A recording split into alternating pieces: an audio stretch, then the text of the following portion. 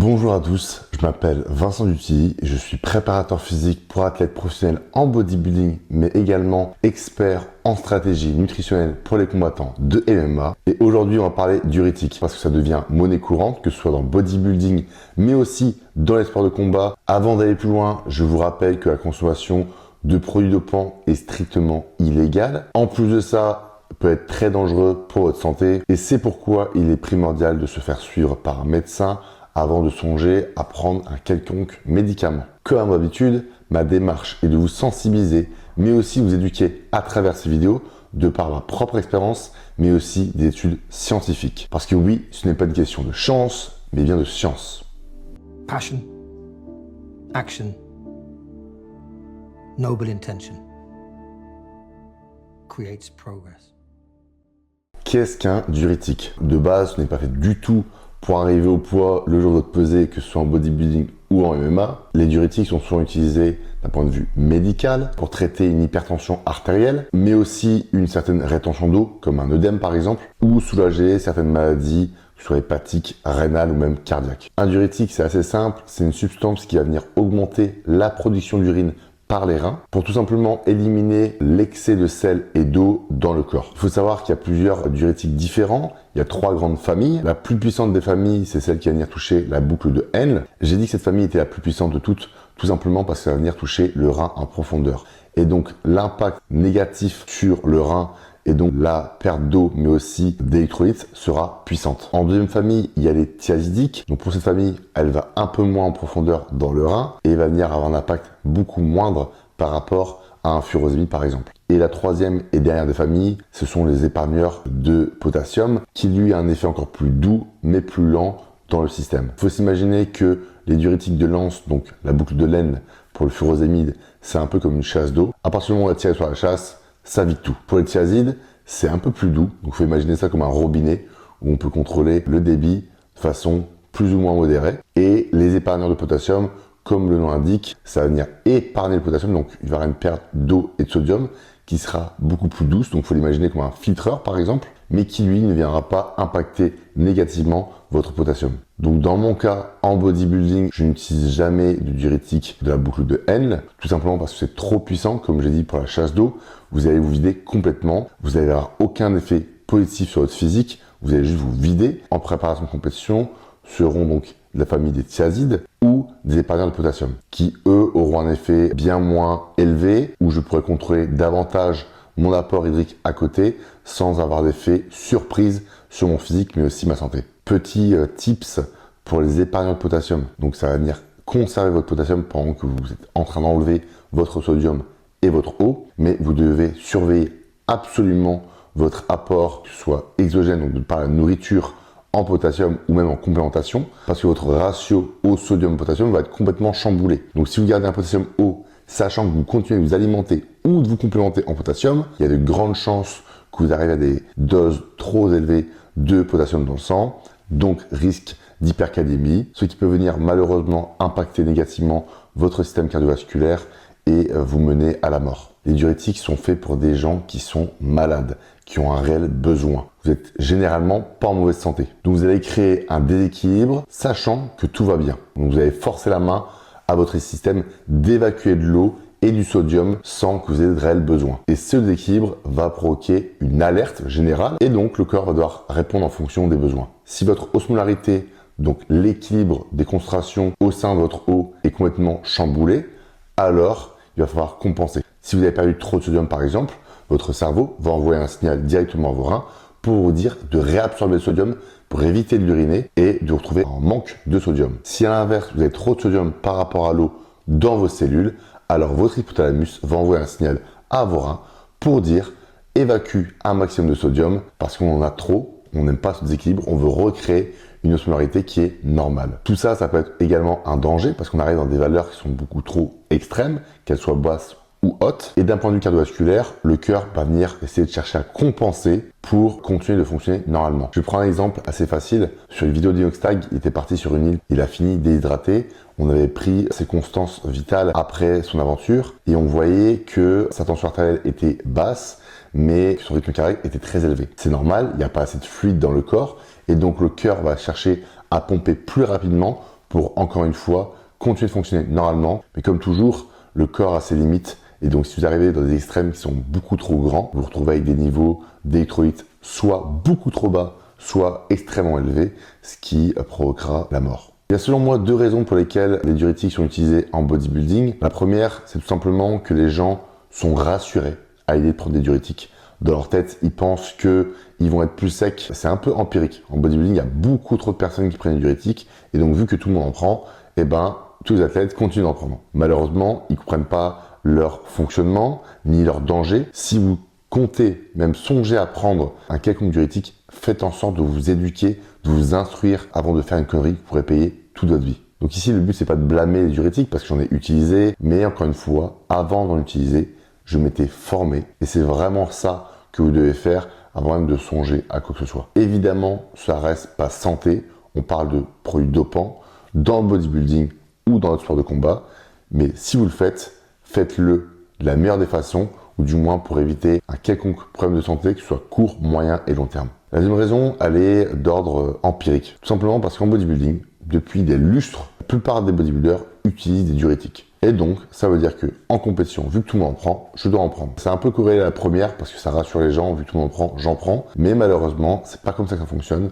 Il y a beaucoup de choses qui ont changé. On a appris beaucoup de choses de par l'arrivée d'Internet ou les gens qui nous ont permis de nous former là-dedans. Il y a beaucoup d'études scientifiques qui sont sorties. On a des données et c'est pourquoi aujourd'hui, on sait que les diurétiques, c'est pas forcément ce qu'il y a de mieux. Je pense vraiment que dans 80% des utilisations en bodybuilding, ça devrait être complètement avorté. Du côté des sports de combat et particulièrement le MMA, on peut s'apercevoir que d'un point de vue nutritionnel, donc stratégie à la perte de poids et au cutting, ça reste encore très amateur. Et malheureusement, des combattants se voient prendre des diurétiques pour espérer être au poids plus facilement. Mais étant donné que c'est encore moins bien utilisé qu'en bodybuilding, il y a de très fortes chances que ça se passe mal, que ce soit à court terme pendant votre cutting, parce que prendre un diurétique quel qu'il soit, pendant que vous continuez à faire des saunas ou des bains chauds, et même que vous venez vous déshydrater à côté de ça, à ne plus boire d'eau pendant 24, 36, 48 heures, il y a de très très fortes chances que ça se passe très mal. Parce que penser court terme, c'est bien,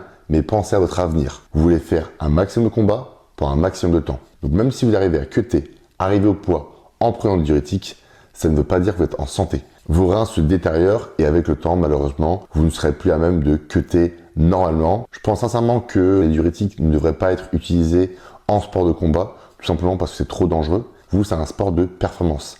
Si vous arrivez dans l'octogone complètement déshydraté, même partiellement, vous aurez des pertes sur vos performances. Le cutting ne doit pas être une souffrance. Vous devez arriver au poids. Donc encore une fois, c'est pas une question de chance, c'est une question de science. Vous devez maîtriser ce que vous faites. Parce que oui, vous faites le poids, c'est bien, mais ça ne veut pas dire que vous êtes en santé. Donc si j'avais le Vincent devant moi d'il y a quelques années en arrière, qu'est-ce que je lui donnerais comme conseil? Je ne ferais pas quelque chose que je ne maîtrise pas. C'est aussi simple que ça. Les diurétiques ne sont qu'un outil. En résumé, maîtriser leur fonctionnement, leur durée d'action, l'impact qu'ils ont sur votre balance électrolytique. C'est super important. Vous pouvez jouer énormément sur votre diète, sur votre complémentation, même sur votre apport hydrique. Le diurétique, c'est vraiment la cerise sur le gâteau. Si vous êtes prêt, ne touchez à rien. On ne change pas une équipe qui gagne. Donc évidemment, quand vous êtes en phase de cutting, c'est un peu différent. Vous serez très rarement au poids avant la phase de cutting.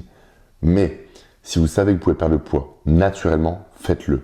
Je dirais même que 100% des combattants devraient être au poids, en santé, pas trop difficilement et sans aucun diurétique médicamenteux.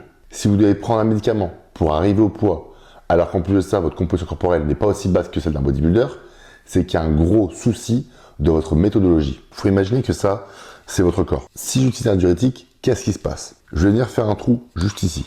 Donc l'eau va sortir et donc l'eau de mon corps va complètement se vider au fur et à mesure. En fonction du diurétique utilisé, le trou sera plus ou moins grand, donc le débit sera aussi de plus en plus grand. Ce qu'il faut donc retenir, c'est que plus le temps va passer avec ce diurétique, selon sa durée d'action et sa force d'action, plus l'eau dans le corps va diminuer de façon rapide. Mais le corps, et même les muscles, sont composés à plus de 50-60% d'eau. Donc si vous videz vos stocks hydriques dans votre corps, vous videz aussi vos muscles. Sauf que nous, notre but c'est d'être le plus rempli possible, pas l'inverse. Donc qu'est-ce que je vais faire pour pouvoir utiliser un diurétique sans perdre ce volume musculaire? Je vais donc prendre par exemple un demi-diazide. On sait que sa durée d'action va être plus ou moins de 8 heures. Donc pendant 8 heures, le diazide va venir faire descendre mon apport hydrique dans le corps, donc il va bien excréter plus de sodium, même des électrolytes de manière générale. Et moi, ce que je vais faire de mon côté, je vais continuer de mettre de l'eau dans le shaker, donc dans mon corps, pendant que le diurétique fonctionne. Parce que si vous prenez un diurétique, ce qui va augmenter votre diurèse, et en plus de ça, diminuer votre apport en sodium, votre apport en potassium, ou même pire, votre apport en eau, vous êtes en train de faire un trou dans votre shaker, dans votre corps, et en plus de ça, vous arrêtez de boire. Donc là, vous allez vous vider encore plus rapidement et de façon exponentielle. Si le besoin est de prendre un diurétique avec le plus faible dosage possible, gardez la même eau, la même balance électrolytique que j'avais avant d'utiliser ce diurétique. Au moins, si je change qu'un seul paramètre dans ma nutrition et dans ma physiologie, les seules modifications que je vais sur mon physique sera fait par le diurétique. Pour ma dernière compétition, j'ai dû faire un poids qui est de 99,3 kg. Pour donner un ordre d'idée, la veille au soir à 23 h, avant mon dernier repas, j'étais à 102,4 kg. Mon dernier repas, c'était 300 g de carbs, quasiment 1500 calories sur ce repas. 2h15 après mon repas, je fais 102,8. Donc j'ai pris que 400 grammes, sachant que j'ai mangé énormément. Donc en me levant à 7 h, je me pèse et je fais 100 kg. Donc on voit que j'ai perdu 2,8 kg en l'espace de 5h45. Maintenant, le diurétique va fonctionner de moins en moins et c'est maintenant que je peux faire des modifications sur mon eau pour pouvoir ajuster ma perte de poids pour arriver à la peser. Comme je l'ai dit, le plus important c'est de comprendre son fonctionnement, l'impact que ça aura sur votre corps, parce qu'il va être différent aussi de chacun, et sa durée d'action. Donc moi j'ai pu tester en amont, la veille au soir jusqu'au matin, et pouvoir continuer le processus parce que j'avais vu ce que ça avait fait sur mon corps et jusqu'à quand. J'avais tout planifié en le prenant à 23 h pour qu'il fonctionne 8 heures plus tard, jusqu'à 7 h, premier repas, reprendre un demi jusqu'à 15 h, l'heure de ma pesée. Et après cette pesée, je n'ai pas pris de diurétique, parce que mon but c'était d'arriver au poids. Je n'ai pas misé sur le diurétique pour être en shape. Donc si vous faites des sports de combat, vous avez des règles évidemment contre dopage et c'est normal. Il y a quand même des substituts naturels qui pourraient être vraiment bénéfiques. Le plus connu de tous, c'est la racine de pissenlit qui est plus ou moins un épargneur de potassium parce qu'il en contient naturellement dedans. Donc ça va venir augmenter votre diurèse, l'urine excrétée par les reins, en gardant une certaine quantité de potassium dans votre corps. Le deuxième que j'adore utiliser, c'est la caféine. Parce que oui, la caféine, c'est diurétique. Tout simplement parce que la caféine vient bloquer l'adénosine. En bloquant cette adénosine, il y a plus de filtration et donc plus d'urine excrétée par les reins. Il y a le thé vert qui est plus ou moins comme la caféine, tout simplement parce qu'il en contient aussi déjà dedans. Et on peut s'apercevoir sur quelques études scientifiques qu'il a un effet positif sur l'aldostérone, ce qui favoriserait encore une fois l'excrétion d'urine. Et le petit dernier, la vitamine C. Il faut savoir qu'à haute dose, la vitamine C a un effet osmolyte, ce qui veut dire qu'il attire l'eau. Et étant donné qu'on va venir consommer des grandes quantités de vitamine C, le corps va chercher à s'en débarrasser avec l'eau qui va avec et on va venir augmenter encore une fois cette diurèse. En plus, la vitamine C a d'énormes vertus, que ce soit sur le corps et les performances en général, mais aussi sur le cortisol. Donc, méga bonus sur la vitamine C qui fonctionne vraiment bien, que ce soit en peak week pour le bodybuilding, mais aussi sur une fight week pour un cutting. De ma propre expérience, j'ai pu m'apercevoir que augmenter l'eau, dans certains cas, pouvait donner un look plus sec. Donc évidemment, ça va dépendre de votre total hydrique journalier, mais essayez d'augmenter un peu votre eau d'1 litre sur la journée pour être vraiment bénéfique sur votre composition corporelle. Donc cette façon de faire va moins fonctionner en sport de combat parce que votre but c'est de perdre du poids et non pas juste visuel, mais c'est aussi pourquoi vous faites un waterloading qu'on peut retrouver aussi en bodybuilding, d'où le fait qu'il y a des corrélations entre les deux sports. Donc le but du waterloading c'est simple, c'est d'augmenter en amont de la peak week ou de la fight week votre apport hydrique, tout simplement pour augmenter la quantité d'urine excrétée. Et lorsque vous aurez une restriction en apport hydrique, les reins n'auront pas le temps de s'apercevoir que vous allez retirer cette eau, ou du moins diminuer. Donc continuera d'évacuer un maximum d'urine pendant qu'il y aura beaucoup moins d'eau qui rentre. Encore une fois, c'est le même exemple que le shaker. On va prendre de court le cerveau et lui faire croire qu'on continue de boire alors que c'est pas le cas. C'est une méthode qui porte ses fruits. Pas pour tout le monde, encore une fois, parce qu'en bodybuilding, c'est un sport d'esthétisme. Donc, perdre de l'eau ne veut pas forcément dire que vous allez être meilleur. Mais en MMA, ça peut être très pertinent. Encore une fois, c'est une méthodologie à adopter en fonction de la personne, parce que pas tout le monde est capable de boire énormément d'eau en amont du fight. Comme toute méthodologie, elle doit être testée et approuvée par vos soins. Rien n'est figé et tout doit être adapté à chacun. La plus grande qualité d'un coach, c'est la qualité à s'adapter au client et non l'inverse. Il y a bien des méthodes pour arriver au poids le jour de votre pesée en MMA ou arriver en shape le jour de votre compétition en bodybuilding. Tout est faisable à partir du moment où c'est justifiable. Si vous ne savez pas justifier ce que vous faites, ne le faites surtout pas. C'est tout pour aujourd'hui et c'est déjà pas mal. N'hésitez pas en commentaire de partager votre expérience sur les diurétiques, qu'ils soient médicamenteux ou naturels. On dit que seul on va plus vite, mais ensemble on va plus loin. On se voit dimanche prochain. Ciao. Passion, action, noble intention creates progress.